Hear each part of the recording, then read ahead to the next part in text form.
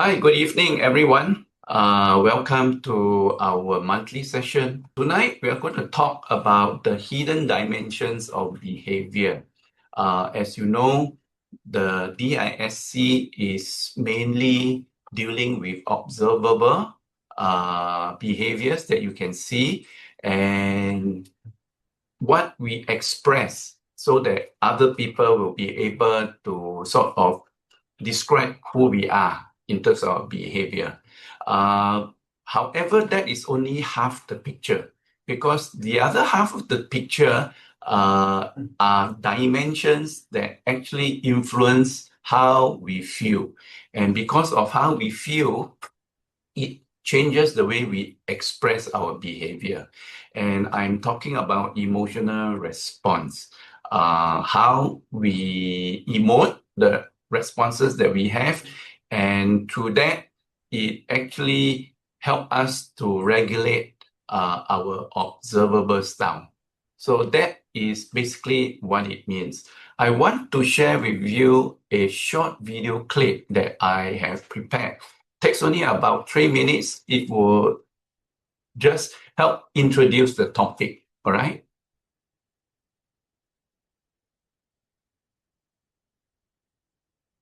You know, when we first start looking into human behavior, we almost always begin with what we can see right in front of us, right? We observe how people talk, how they move, how they react to challenges, and we try to make sense of the whole shebang. But what if the behaviors we're observing are literally only half the story? Today, in this explainer, we're diving into some absolutely fascinating source material that peels back the layers of human behavior to reveal the hidden, emotional engines running underneath. We're going to look at why traditional behavioral mapping isn't always enough, and why understanding the true emotional weight behind our actions changes absolutely everything about how we connect with others. Okay, let's dive into this. If you've ever studied behavior, you're likely familiar with DISC. It's a fantastic tool that gives us a shared vocabulary to describe behavioral energy. Basically, some people are D, direct and forceful, pushing towards goals and taking control.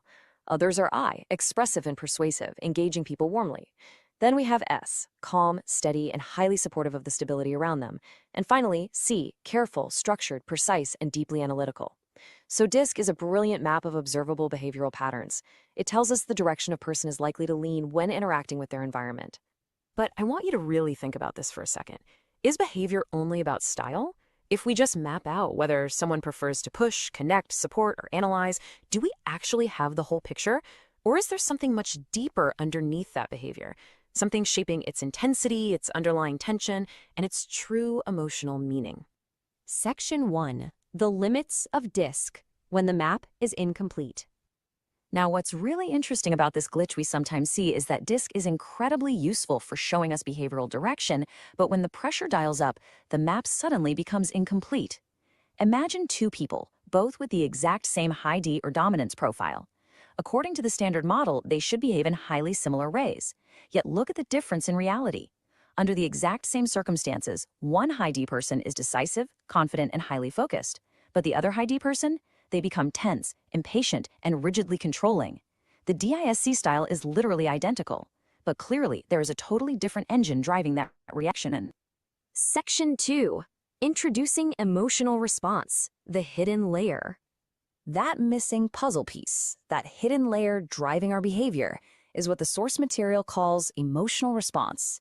If DISC is the vehicle, emotional response is the intensity of the engine running under the hood.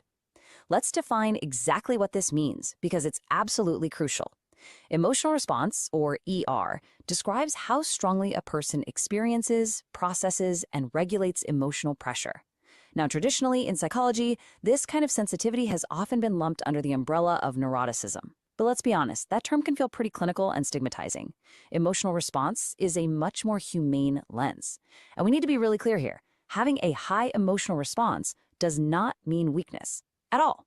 It doesn't mean a person is unstable. It simply means they naturally experience stronger emotional activation, greater sensitivity to evaluation, or a stronger tendency to anticipate negative outcomes.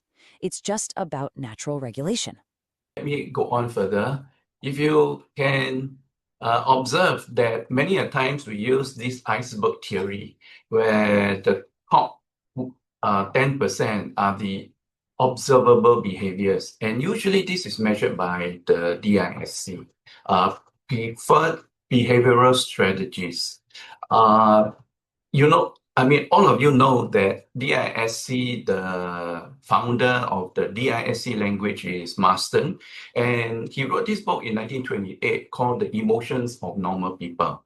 When he said emotions, it doesn't mean that this is the kind of definition that we use these days, where we have the emotion of fear, emotion of anxiety, emotion of apprehension. For him, emotion is the energy motivation, all right? When a person perceives a certain environment, so what is his motivation being energized towards a certain behavior? So that is how he defined the word emotions. But that is about 100 years. And nowadays, we actually have the Big Five that talks about neuroticism, which is really basically the tendency to experience negative emotions and distress. So while Marston have his behavioral descriptors that he proposed, usually it will be good if you look at it under normal conditions, right? So the preferred style is easier to observe. But you know what? We live in the real world when there are real demanding conditions. And that's why the emotional intensity changes the expression of a style.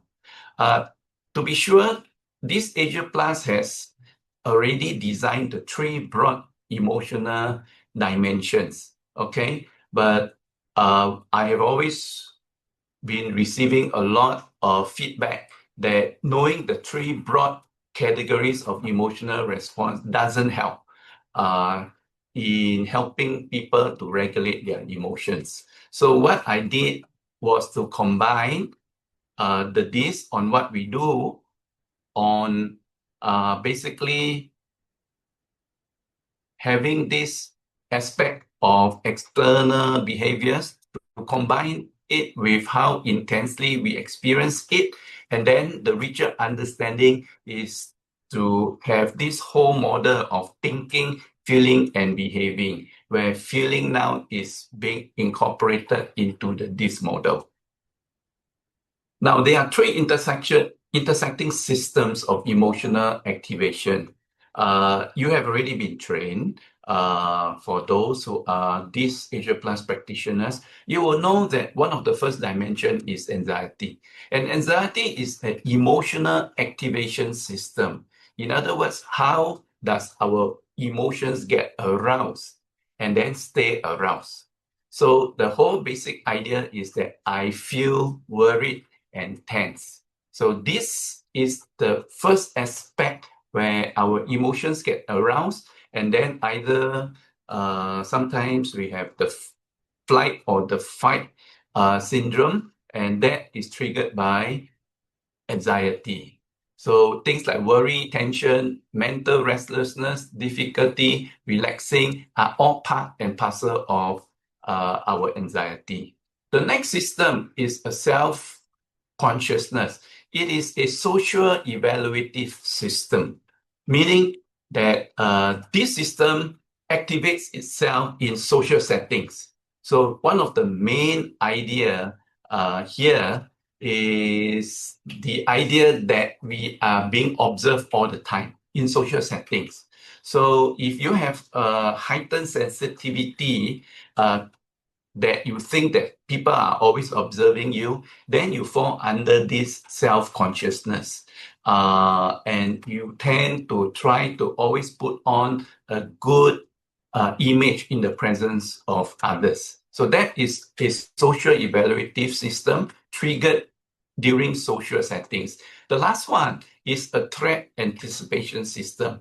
So most of the time, we anticipate threats, right? We look out for threats so that if we can, we try to prevent whatever threats that is a result of our own consequence of action, okay? So this is, in a way, a dispositional pessimism. expecting setbacks, adversity, or negative outcomes. All of us have three of these systems activating inside us. So whether our system is very heightened, very sensitive, or our system is very low in sensitivity. So either extremes would have their risks. Okay, so if you look at this little note here, is that all the three systems have overlap. Okay, so worry, evaluation, future threats frequently reinforce one another to shape behavior under pressure. Let me deal with the first issue of anxiety. All right, tracking the journey from activation to recovery. So the first thing when a person is anxious, he tends to worry. All right, so this is a worry load. As the word shares that it is a load, the question is how much load do we carry? So for example, if you are being drafted to go on a military operation, right? You don't carry extra weight with you, okay? Because those extra weight is going to make you very tired. But for those who are high on anxiety, they tend to have this load that they carry throughout the day. So the mental energy is consumed by repeated worry. So as more load comes on their mind because they are being faced with certain events. So for example, maybe someone gave them negative or ambiguous feedback. Then he starts to think, what does he mean? Is he saying this or is he saying that? So that becomes a load. Then moving on, he may feel there is this tendency to keep on thinking about what is going to happen or the past event. So he ruminate, okay? It remains emotionally active and he can't stop thinking. So sometimes the event may pass, but the rumination continues. So can you imagine that he can't stop? It's just like a truck going down a slope, right? No matter how you press the brake, the truck, because of its weight, will just go down the mountain. And eventually, if you press for too long, the brake, the car may just get burned out. So that is the impact that anxiety has on us. The third thing is that if we carry worry load, rumination further, then it affects us in our sleep. So this is a pre-sleep activation. In other words, the mind stay active when it should recover in the night. So just before we want to go to bed, the mind is 100% active. And guess what? An active mind keeps us awake. So lastly, the issue that high anxiety people faces is the ability to regulate flexibility. So the question to ask is, does he or she have the capacity to calm down and shift approach? In other words, to channel their energy in worrying to something else. So people with high anxiety level tends to have this inflexibility to regulate. So when we are dealing with people with high anxiety or anxiety disorder, our question is, how quickly can I move from emotional activation to useful action? Okay. Next, I want to talk about self-consciousness. Remember, it is a social evaluation system. So the first thing here that a person with self-consciousness will feel is that there is this social evaluative strain. In other words, the mind is always thinking, how do other people judge me? So this self-call is always under evaluation. In other words, everywhere they go, there is always mirrors surrounding them. So there is always this whole aspect of thinking what they say is about me. And this creates a lot of strain on them.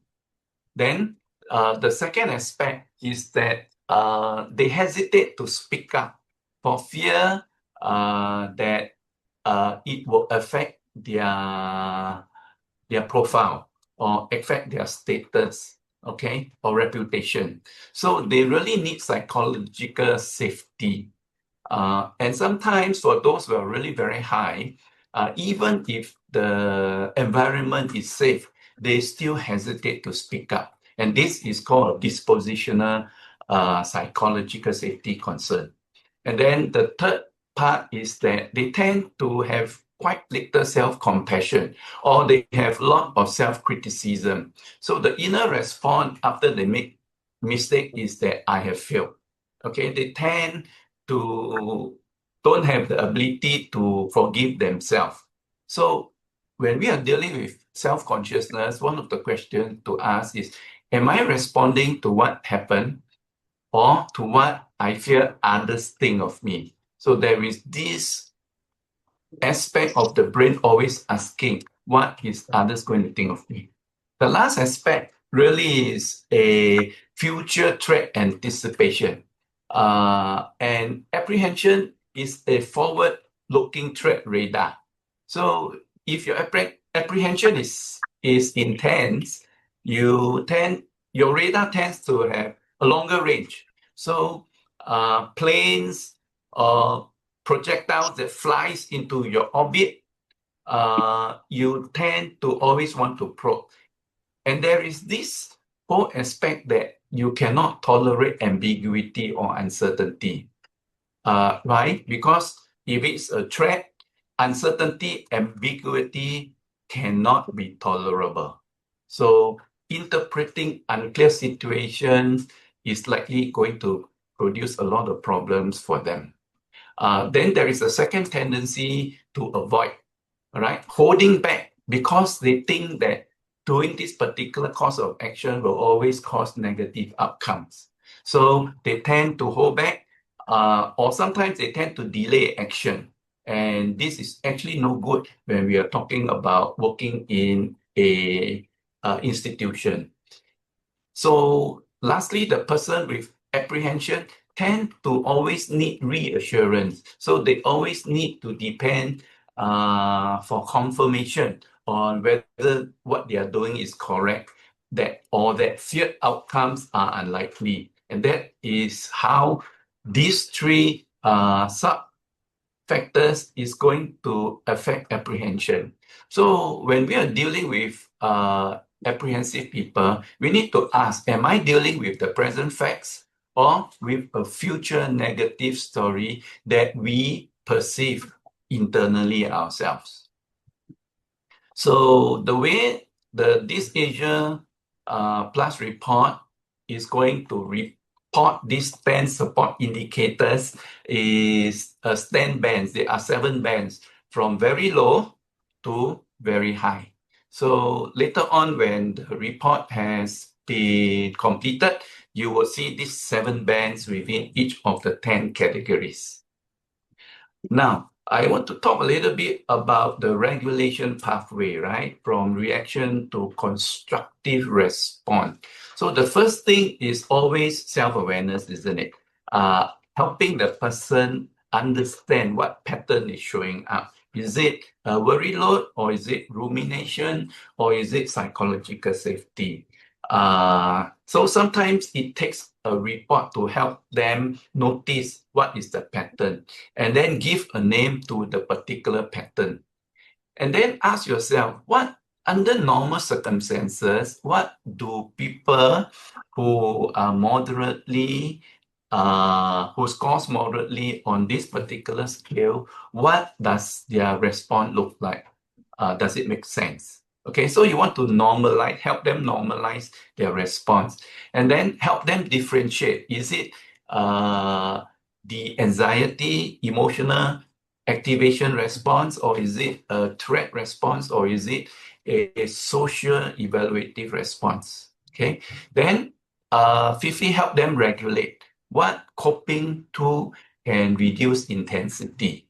Once you help them regulate, help them also in terms of what are the small behaviors that they can practice. And then finally, review. And once they have maybe taken a small step, the next step is to help them maybe take another small step, but different direction for the same indicator. So this is a practical coaching sequence, right? Translating emotional response indicator into actionable coping strategies. Now, this is the coping action matrix, right? It has now all the 10 indicators recorded in the new report later, which I am getting the programmer to complete. So we have worry load, from worry to action conversation, then rumination, from reflect, learn, and release, then pre-sleep activation, help them to have a mental parking lot to park their concerns somewhere else so that they can have a good sleep, regulation, flexibility, and then the rest of the other 6 indicators. Now the question is how emotional intensity, all right, transform behaviors. Okay, so let's take a person with a high D, the baseline. You and I know that a person who is high D, he tends to seek autonomy, results, and control over task direction.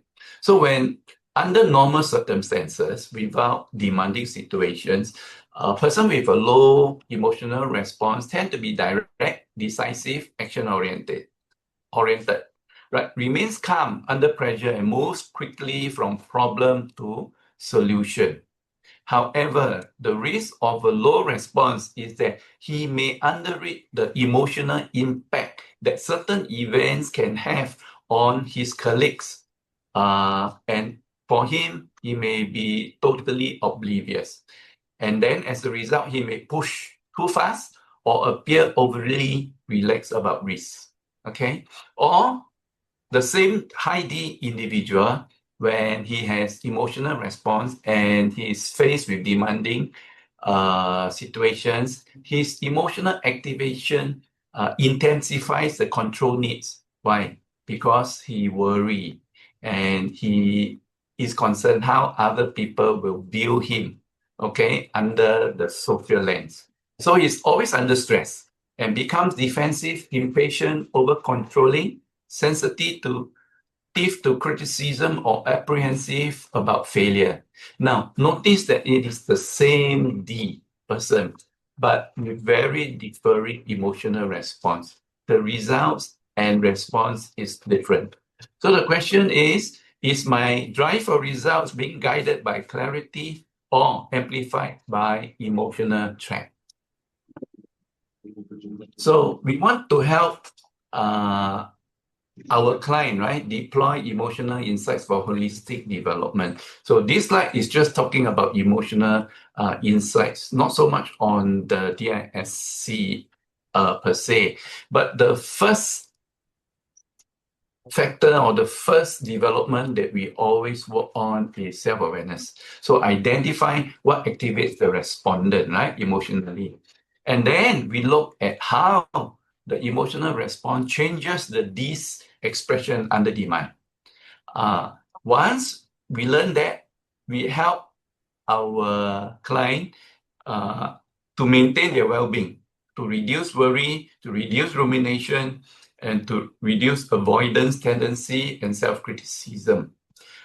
So that when their well-being is being taken care of, it can improve their performance, such as improve focus, improve their sleep, recovery, so that they feel safer to speak up, and then together they can make decision, a good quality decision. And then finally, they will learn to build a relationship where they can strengthen empathy, feedback response, and psychological safety.